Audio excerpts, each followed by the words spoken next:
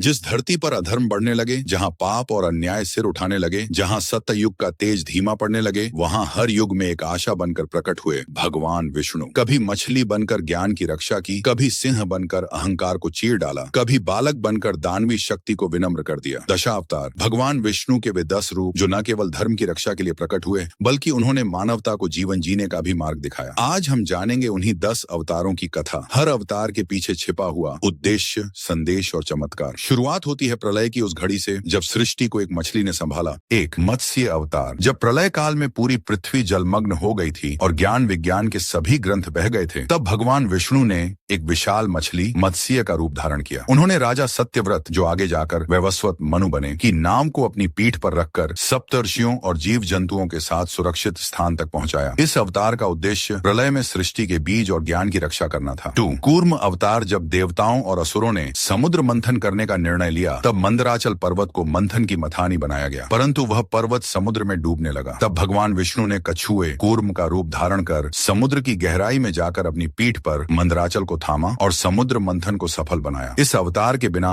अमृत प्राप्ति संभव नहीं होती। 3 वराह अवतार। हिरण्याक्ष नामक राक्षस ने पृथ्वी को पाताल लोक में ले जाकर छिपा दिया था। तब भगवान विष्णु ने एक विशाल वराह सुअर का रूप धारण किया और पाताल जाकर पृथ्वी को अपने दांतों पर उठाकर बाहर निकाला। उन्होंने हिरण्याक्ष का वध कर पृथ्वी को पुनः संतुलन में स्थापित किया। यह अवतार धरती की रक्षा और अधर्म के विनाश के लिए लिया गया था। 4 नरसिंह अवतार। हिरण्यकशिपु ने ब्रह्मा से वर प्राप्त कर लिया था कि वह न दिन में मरेगा, न रात में, न भीतर, न बाहर, न मनुष्य से, न पशु से, न किसी अस्त्र से। उसका पुत्र प्रहलाद भगवान विष्णु का भक्त था। उसे मारने के कई प्रयास असफल रहे। तब भगवान विष्णु ने आधा मनुष्य और आधा सिंह नरसिंह का रूप धारण किया। संध्या समय को द्वार की चौखट पर बैठकर अपने नखों से हिरण्यकशिपु का वध किया। यह अवतार अधर्म के अहंकार के विरुद्ध धर्म की विजय का प्रतीक है। 5 वामन अवतार। बलि नामक दैत्यराज ने तीनों लोकों पर अधिकार कर लिया था। तब भगवान विष्णु एक छोटे ब्राह्मण बालक वामन के रूप में प्रकट हुए। यज्ञ के समय वामन ने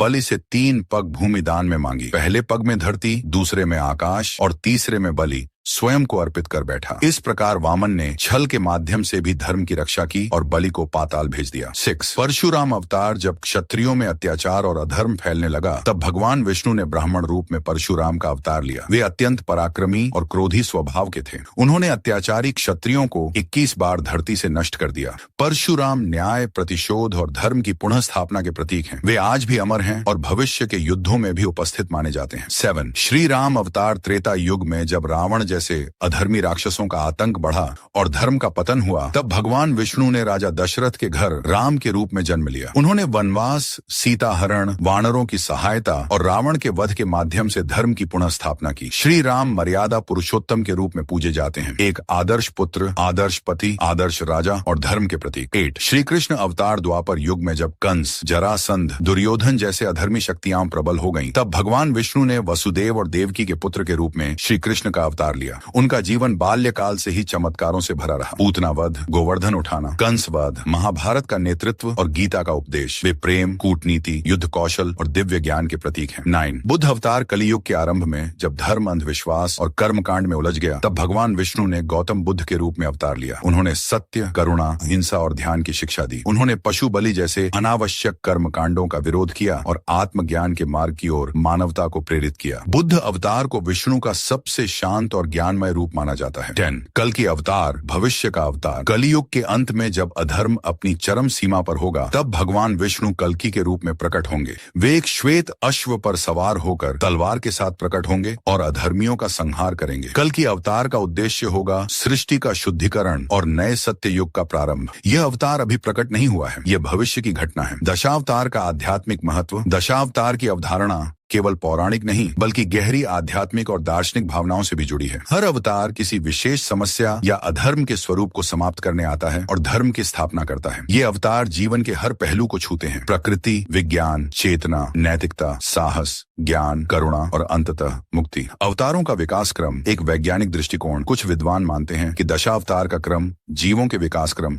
इवोल्यूशन को भी दर्शाता है। 1 मत्स्य, जल में जीवन की शुरुआत। 2 कूर्म, जल से स्थलीय जीवन में संक्रमण। 3 वराह, स्थलीय जीवन की स्थिरता। 4 नरसिंह, अर्ध पशु अर्ध मानव, विकास की दहलीज। 5 वामन, मानव के बौद्धिक विकास की शुरुआत। 6 परशुराम, औजार और युद्ध कला का प्रयोग। 7 राम, मर्यादित जीवन और समाज व्यवस्था। 8 कृष्ण, कूटनीति, राजनीति, ज्ञान। 9 बुद्ध, मानसिक और आत्मिक चेतना। 10 कल की पूर्ण जागृति और शुद्धिकरण निष्कर्ष। भगवान विष्णु के ये 10 अवतार भारतीय संस्कृति, धर्म और दर्शन के मूल स्तंभ हैं। ये केवल कहानियां नहीं, बल्कि मानवता को नैतिकता, कर्तव्य और सच्चाई की ओर प्रेरित करने वाले आदर्श हैं। दशावतार हमें सिखाते हैं कि जब जब संसार में अधर्म बढ़ेगा, तब तब कोई न कोई रूप में परम सत्ता प्रकट होकर संतुलन स्थापित करेगी।